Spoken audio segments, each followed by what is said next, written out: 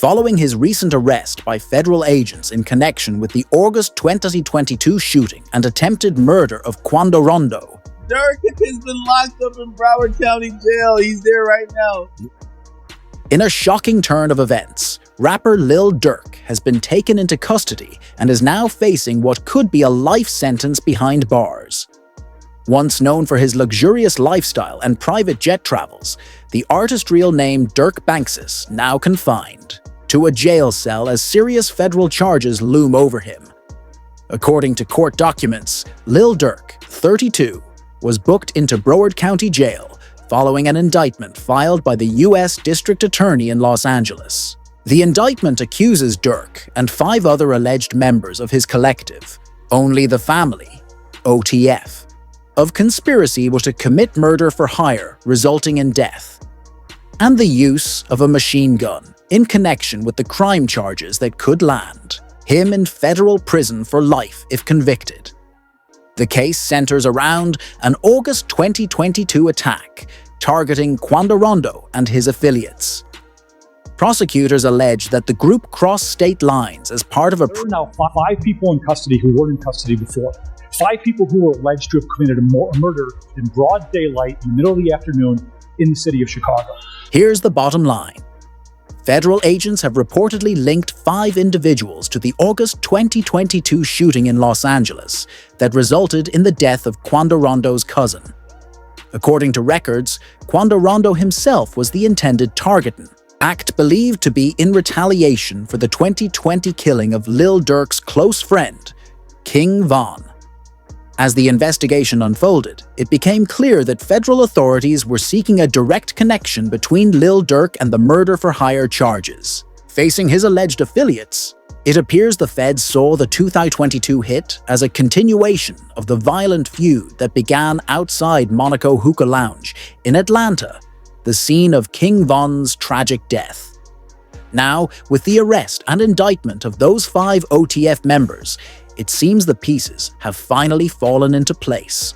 No informant was necessary for the feds to suspect that Lil Durk may have played a leading role if the motive tied back to King Von. The moment those indictments were unsealed, it felt inevitable Durk was next. The evidence had been stacking up, and once the feds had what they needed... Durk has been locked up in Broward County Jail. He's there right now. This is just... Yes, Broward. He's in Florida. I got the whole thing on. Look on my stream. I got it. Oh my God, bro. As expected, DJ Academics was among the first to break the news of Lil Durk's arrest. After posting a video on the situation, he took to Twitter with a bombshell tweet. Breaking: Lil Durk has been arrested by U.S. Marshals and is currently being held at the Broward County Correctional Facility. He will be extradited to California on federal charges. The charge? Murder for hire, in connection to the death of Quando Rondo's cousin, Lul PB. When Cat Williams said 2024 was the year of truth, he wasn't lying. In what's shaping up to be a not-so-surprising twist, F is now allegedly on the verge of a RICO case. A newly unsealed federal filing classifies the group as a criminal organization. According to the indictment, co-conspirator 1 allegedly placed bounties on individuals targeted by the group, including someone identified as TV, widely believed to be Quando Rondo.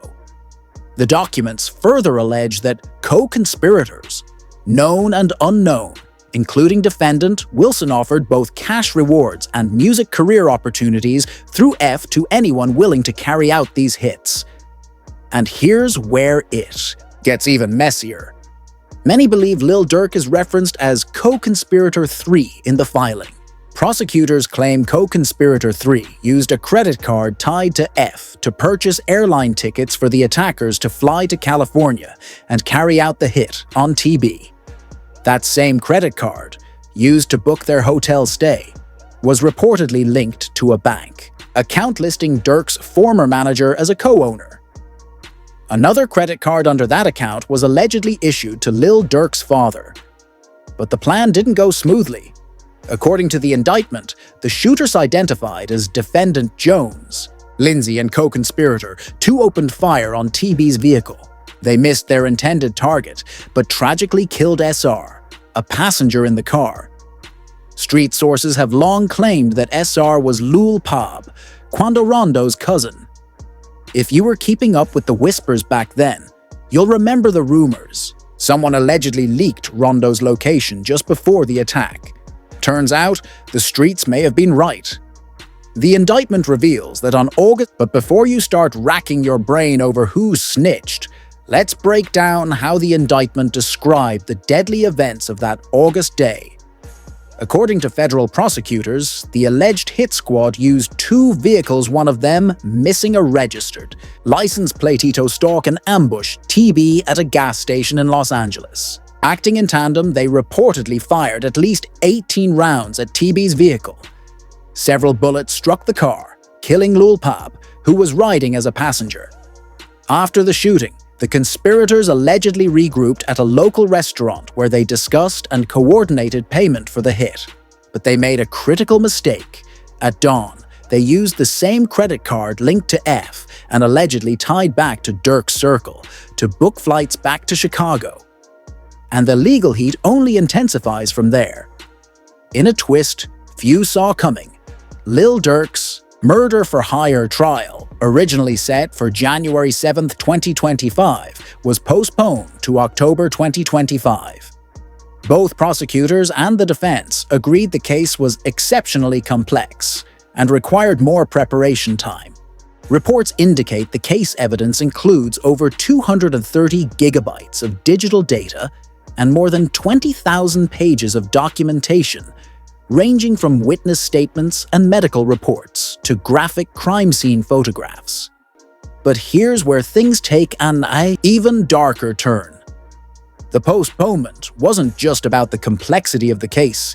It came shortly after an FBI agent in Chicago filed a newly unsealed affidavit connecting Lil Durk to another murder-for-hire plot.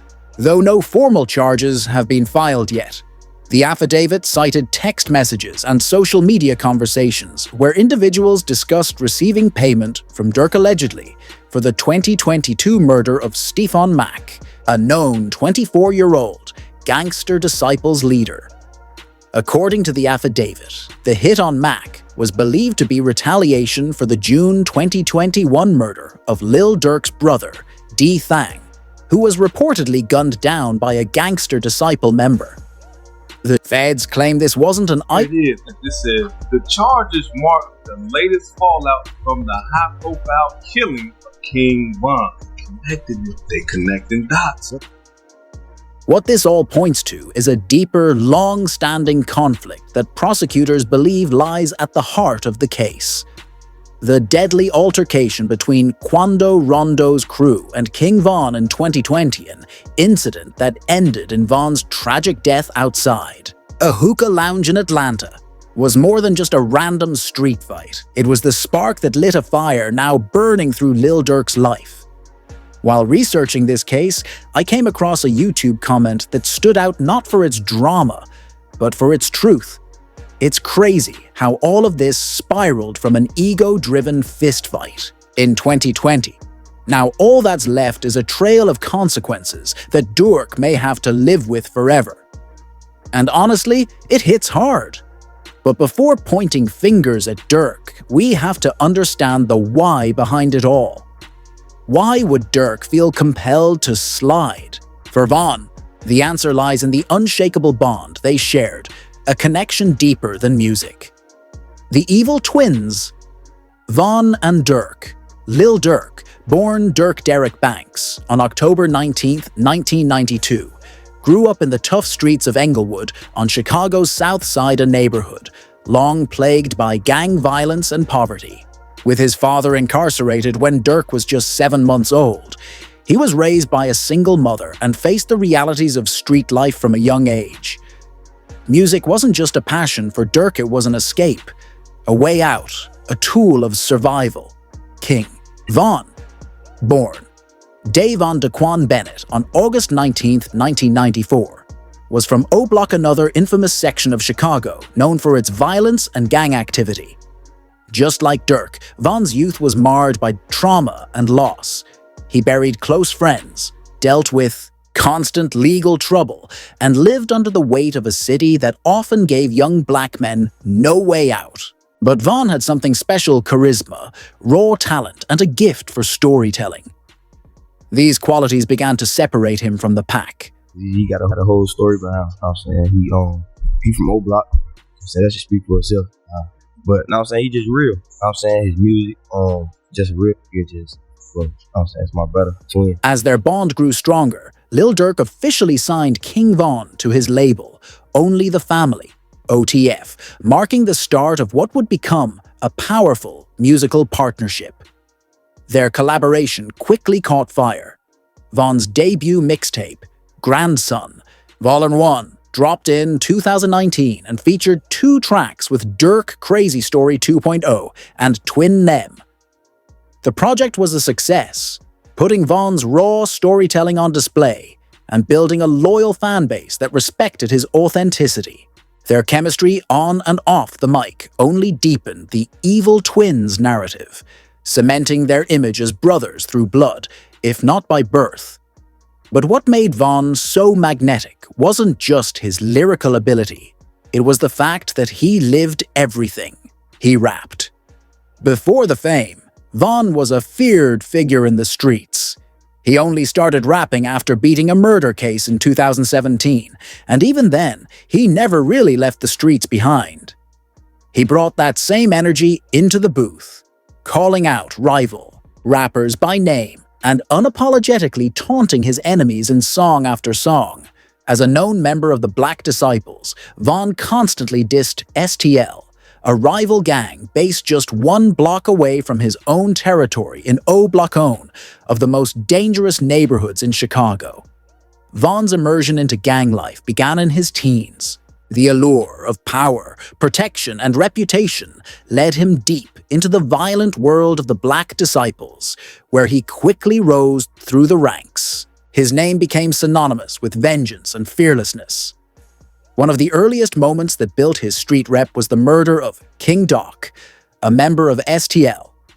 On April 28, 2012, 4 gunmen opened fire on King Doc as he walked into a convenience store. After being shot, Doc managed to stumble into nearby weeds where he lay hidden for hours.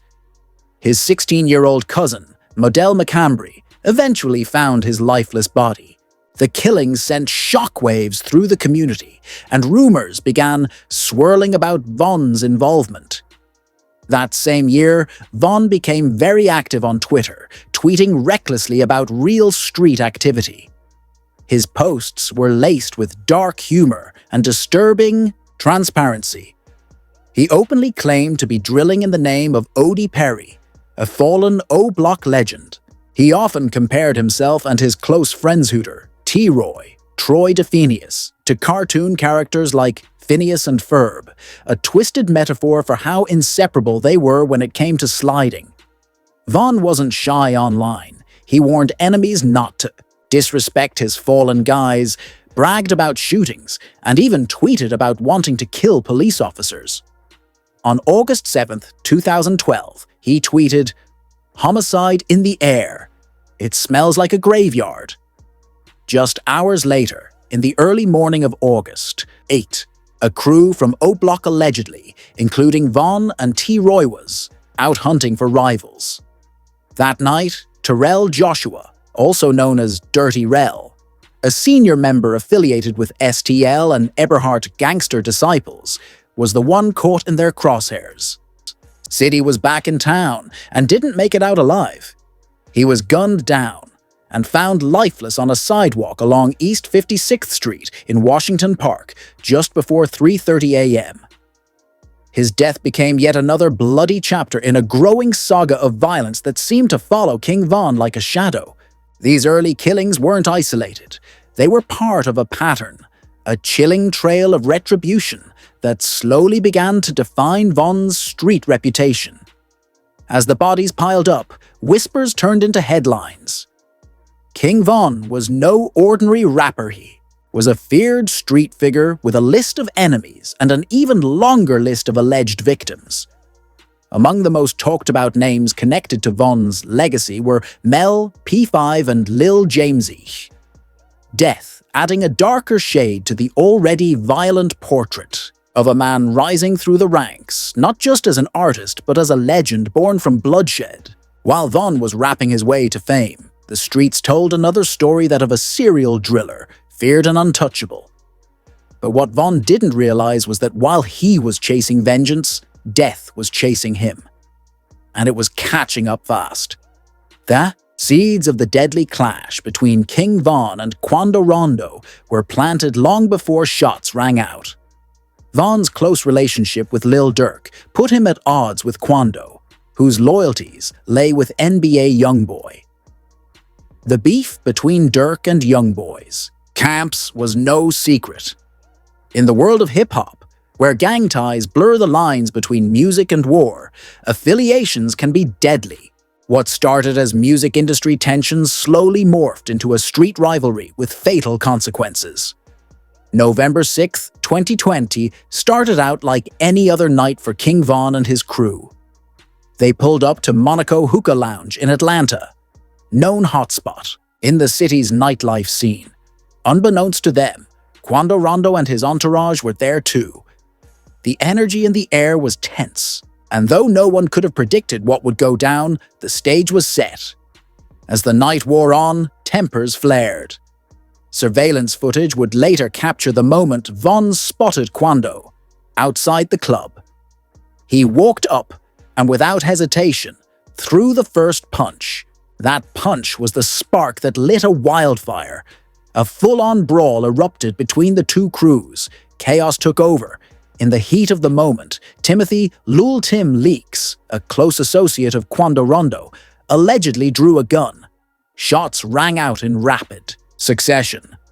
Von was struck multiple times. As the crowd scattered and panic set in, Von's team rushed to get him help. But it was too late. He was taken to a nearby hospital, where he succumbed to his injuries shortly after arrival. Timothy Leaks was arrested at the scene and charged with Von's murder. He was later released on a $100,000 bond decision that outraged fans and supporters, who demanded justice for the fallen rapper. Quando, who was present during the incident, denied having anything to do with the shooting. In several interviews that followed, he maintained that he barely knew Von, had no personal beef, and that his team was acting in self-defense.